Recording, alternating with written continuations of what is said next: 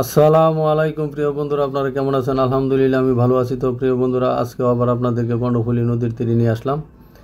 আপনারা দেখতে পারতেছেন একটি জাহাজ যেটিতে ভিড়ানো আছে।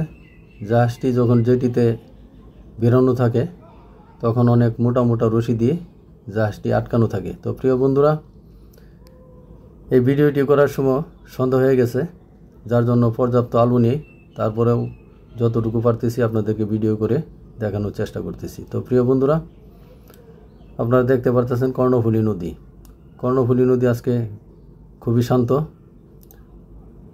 কোনো রকমের ঢেউ নেই, বাতাস নেই, জোয়ার আসতেছে। আস্তে আস্তে কর্ণফুলী নদীর পানি বাড়তেছে। তো প্রিয় বন্ধুরা, কর্ণফুলী নদীতে যখন জোয়ার আসে তখন অনেক উপর পর্যন্ত পানি চলে আসে, আর সেই সময়টাইতেই বড় বড় জাহাজগুলো বন্দরে ঢুকে।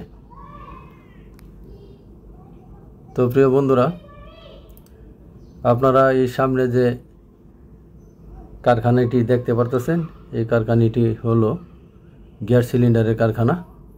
এই জাহাজে বিদেশ থেকে গ্যাস এনে এই কারখানায় দেয়, আর এই কারখানায় বিভিন্ন ধরনের বিভিন্ন সাইজের সিলিন্ডারে গ্যাস ভর্তি করে বাজারজাত করা হয়ে থাকে।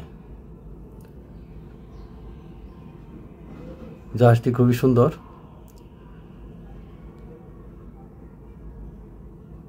এটি হলো গ্যাস কারখানা। তো প্রিয় বন্ধুরা, কর্ণফুলী নদীর তীরে বিভিন্ন ধরনের ফ্যাক্টরি হওয়াতে এখন কর্ণফুলী নদীর তীরটা খুবই ব্যস্ত এলাকা।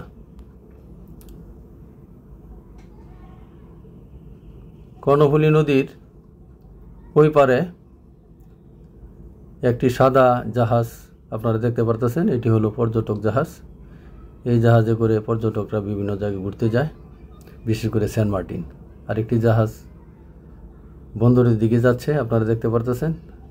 আর সামনে লাল লাইট দিয়া দেখা যাচ্ছে, এটি হলো চট্টগ্রাম বিমানবন্দর, বর্তমান নাম শাহ আমানত বিমানবন্দর।